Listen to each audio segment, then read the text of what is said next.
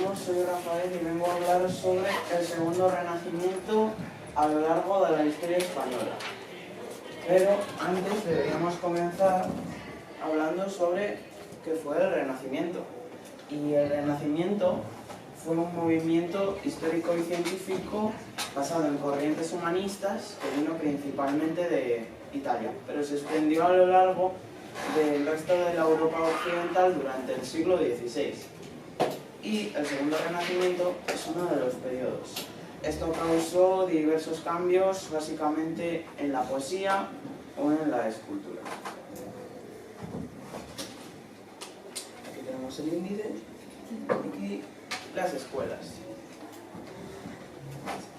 En realidad no eran escuelas, sino que son más bien llamadas tendencias, dado que ambos los escritores de la época estaban divididos en dos tendencias. Si en la poesía nos referíamos, que eran la poesía sevillana, de la escuela sevillana, y la poesía de la escuela salmantina, y se diferencian por diversos rasgos que especificaremos. La escuela salmantina era una universidad que tenía diferentes características, como las poesías, como las estrofas cortas, las expresiones llanas y sencillas, el rollo de la rima sonante-consonante y el realismo en el pensamiento.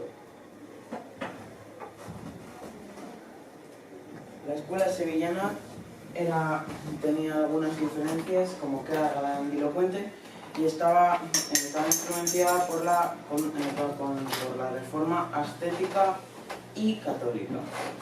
¿Qué es el ascetismo? Lo especificaremos más adelante, pero es un estilo de aquellos tiempos. Uno de los escritores más importantes fue Fray Luis de León, que a pesar de ser un escritor de la estética, también era un humanista, la corriente. Y normalmente solía usar la estética y hablaba sobre la naturaleza y sobre Dios, dado que, bueno, evidentemente, como era un hombre religioso, pues hablaba sobre la teología. La mayoría de sus textos eran de carácter teológico. Y escribía mucho en verso. Le gustaba la lira, pero le gustaba muchísimo más el verso en decasílabo.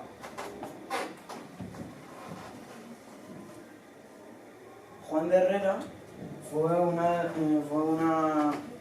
un arquitecto muy importante de la época, dado que creó por ejemplo, creó el monasterio del Escorial, pero también creó un nuevo diseño renacentista en el siglo XVI, bastante influyente, porque después del purismo creó el estilo herreriano, que es conocido por ser sobrio y severo.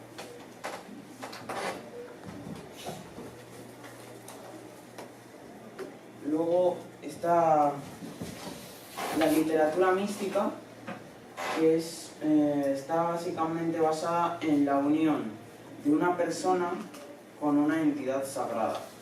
Normalmente no tiene por qué ser un dios, porque también puede ser un ángel, pero en la mística cristiana, digo cristiana porque también existe en otras culturas, pues está relacionada con Dios.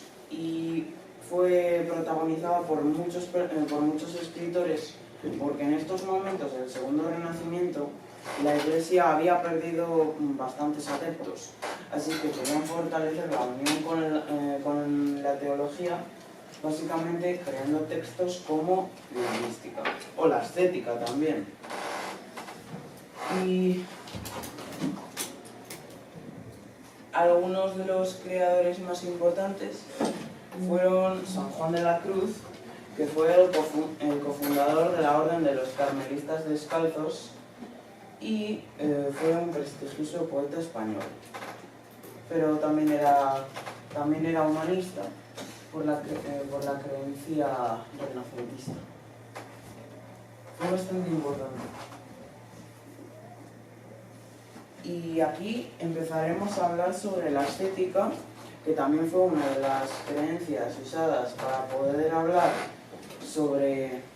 para poder fortalecer la unión de las personas a la Iglesia, y estaba basada en que a cambio de perder todos los placeres de la vida, basándose en el mar de lágrimas, de la Edad Media, y renunciando a todos los placeres para así sufrir, nos prometerían una segunda vida de disfrute, una vida eterna al lado de Dios. Fue bastante útil para mí. Ahora hablamos de Santa Teresa de Jesús, que fue un personaje bastante especial y que tuvo bastantes técnicas nuevas en el campo de la poesía y la narrativa. Tiene varios factores importantes, por ejemplo, en sus obras narrativas y líricas no usa tanto a nobles, algo que es bastante poco normal en aquella época. Ella usaba campesinos y a veces incluso animales fantásticos, algo bastante especial. Y si algo la ha caracterizado, aparte de ser una de las mejores mujeres de la mística, una de las mejores escritoras españolas de todos los tiempos, es su feminismo. Porque mucha gente afirmaba que en realidad normalmente quería destacar algo bastante especial en una sociedad misógina como la de la época. Quería destacar a las mujeres como personajes independientes. Algo bastante especial. No podemos esperar que sea como feminismo actual, pero es bastante especial. Y luego tenéis los libros, ¿no? Decidme la opción.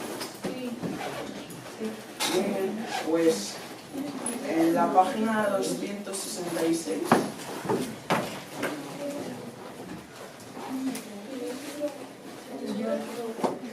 ¿200 qué? 266. Sí, la que tiene Javier.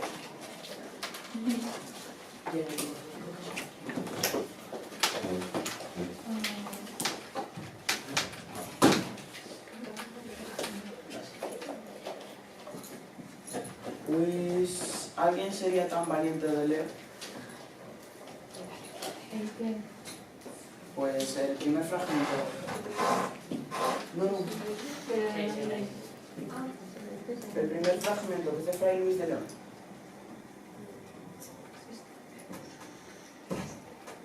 Bueno, pues si nadie quiere, Javier Rasito. Ay, levantad los ojos a aquella celestial eterna esfera. Borraréis los antojos a vida con cuantos teme y cuantos espera. Es más que un breve punto en bajo y torpe suelo comparado con ese gran trasunto. Dominio mejorado. Lo que es, lo que será, lo que ha pasado. Muy bien. Pues es un texto que sigue una métrica especial. A, B, A, B, C, D, C, D, D. Y básicamente habla sobre la vida más allá de la primera vida terrenal. Algo que se podría decir que es bastante relacionado con la mística y no con la estética, lo cual es bastante extraño en él, porque realmente él era más ascetista que místico. Místico es más común en San Juan de la Cruz o en Santa Teresa de Jesús, pero es un texto reconocible en él. ¿Alguien quiere leer el segundo? Pues chao. Qué descansada vida la del que vive el mundanal ruido y sigue a la escondida senda por donde ha ido los pocos sabios que en el mundo han sido. ¿Sigo? Sí. Que no le enturria el pecho, en los soberbios grandes el estado, ni del dorado techo se admira fabricado del sabio moro en jaspes sustentado. Un no rompido sueño, un día puro, alegre, libre quiero, no quiero ver el ceño plenamente severo, de a quien la sangre ensalza o libero. A mí una pobrecilla mesa de amable paz bien abastada, me baste, y la vajilla del fino oro labrada. Hola. Sea de pie. Maite, Pues este está más bien relacionado con el propio estilo de Fray Luis de León, porque el segundo texto en realidad es más relacionado con la naturaleza y con la observación y con el rechazo al sonido, al ruido. Quiere huir él siempre ha tenido como tema principal, aparte de la estética, huir de la ciudad, porque a él no le gusta el ruido, no le gusta el bullicio. Él consideraba que la observación y el conocimiento solamente se podían conseguir mediante el alcance de la naturaleza, porque dado que el ser humano nació en la naturaleza es su mundo. Pero también habla sobre la estética porque dice que no entiende a las personas que ensalzan la sangre o el dinero. Es como huir de la avaricia o de la furia, que son los pecados. Así que realmente está basado en la estética.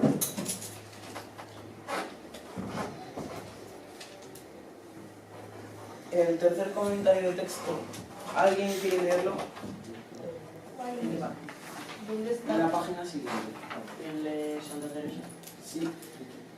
Pues Sofía.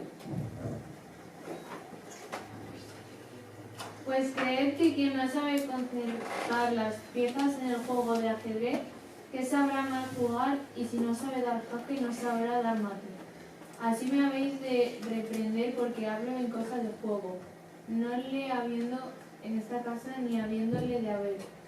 Aquí veréis la madre que os dio Dios, que hasta esta vanidad sabía, mas dicen que es lícito algunas veces. Y cuán lícito será para nosotras esta manera de jugar, y cuán presto, si mucho lo usamos, daremos mate a este rey mío, que no se nos podrá ir de las manos ni querrá. La dama es la que más guerra le puede hacer en este juego, y todas las piezas ayudan. No hay dama que así le haga rendir como la humildad. Habéis detectado el simbolismo, ¿no? Pues se supone que la dama representa a la mujer y es como esa ligera especie de feminismo elidido el que le ayuda a detectar sus mensajes sin que resulte alarmante en aquella época, porque ¿recordáis cuando leímos los textos de Maite, no? Pues evidentemente eran creados en una sociedad basada en la misoginia, así que si protestaba como hacemos actualmente, pues iba a ser escandaloso, pero si lo realiza de una manera sutil, incluso con un juego como el ajedrez, pues resulta bastante más útil para aquella época. Y por estos ligeros mensajes ha sido considerada una feminista.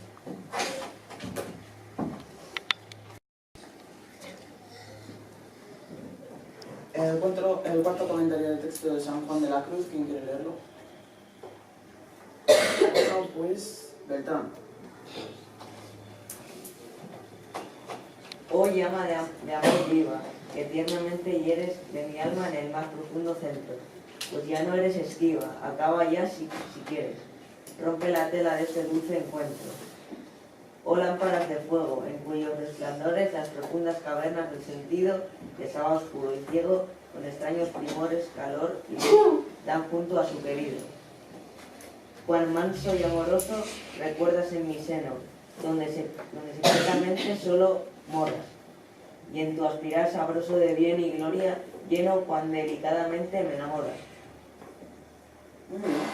Pues no han alcanzado con certeza a quién está dedicándolo, pero probablemente, como se dedica básicamente a la mística, podríamos deducir que en realidad de quien está hablando y a quien está realizando esta oda, por así decirlo, podría ser el propio Dios de los cristianos, y por eso se puede considerar mística, algo bastante habitual en él, en sus textos principalmente, y solía componer muchas letras.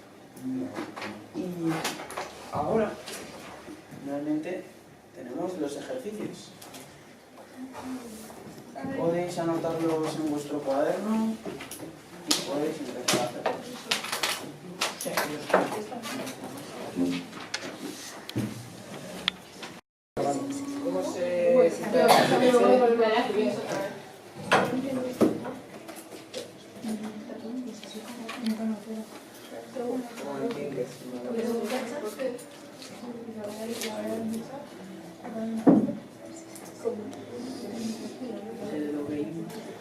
Bueno, la primera, ¿qué escuelas había en la época y cómo se diferenciaban entre sí? Es evidente, están la escuela sevillana y la escuela salmantina. La escuela salmantina era... Salmantina, no salamantina. Se diferenciaba porque la salmantina tenía expresiones más llanas y sencillas y tenía versos más cortos, mientras que la sevillana era más larga y tenía, como ha dicho Maite, factores más exhibicionistas y le gustaban usar versos como la lira. ¿Lo habéis apuntado, no? No. Vale, pero si hace falta lo repito. Sí, por favor. Vale, la salmantina tenía expresiones más llanas y versos más cortos. Eso ya lo tenéis apuntado, ¿no?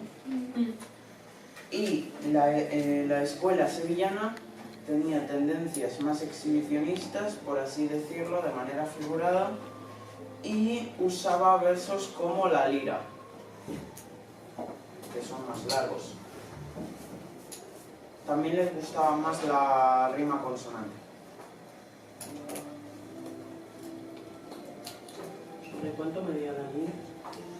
La lira, me parece que era de 11 sílabas. Combinado con versos de 7. Es una combinación de versos endecasílabos con versos septasílabos. ¿Lo tenéis todos copiado? Los autores ¿cuáles son los autores de la mística más importantes y cuáles son las características más importantes de su estilo literario? Vale. Lo que ha leído antes Chao, el texto de Fray Luis de León, está en liras. Esas estrofitas de 5 versos cada uno, en lo que iba diciendo el que huye del mundanal ruido, esos son liras. O sea que ahí podéis ver cómo funciona la estrofa. Vale, pues eran San Juan de la Cruz y Santa Teresa de Jesús. Y son los rasgos más destacables en San Juan de la Cruz son pues su idea sobre Dios, dado que tenía era bastante religioso y se puede notar, y también tenía parte de corriente ascética. Además, Santa Teresa de Jesús, uno de los datos más destacables podría ser su feminismo, además de usar campesinos como personajes y animales fantásticos. ¿Lo tenéis copiado, no? Vale. ¿En qué consiste la literatura estética? Pues consiste en la privación de los placeres a cambio de sufrir en el mar de lágrimas y así llegar a la segunda vida espiritual con Dios. ¿Lo tenéis clarinete? Sí. Vale.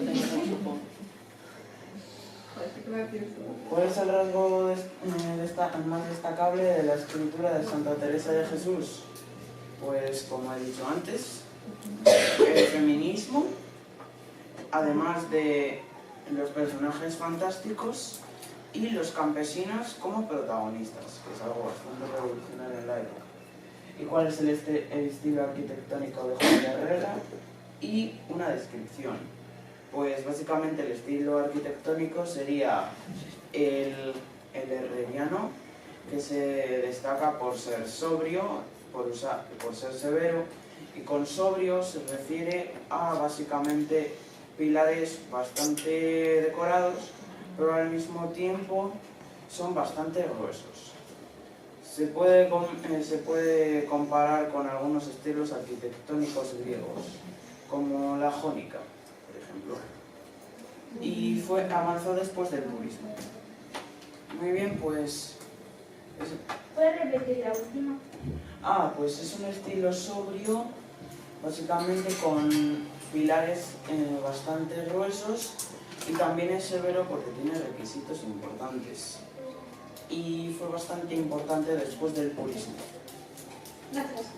Vale, pues esta es mi presentación y espero que os haya gustado. ¿Alguna valoración en concreto? Como pido siempre. No, no puedo. Muy bien. Vale.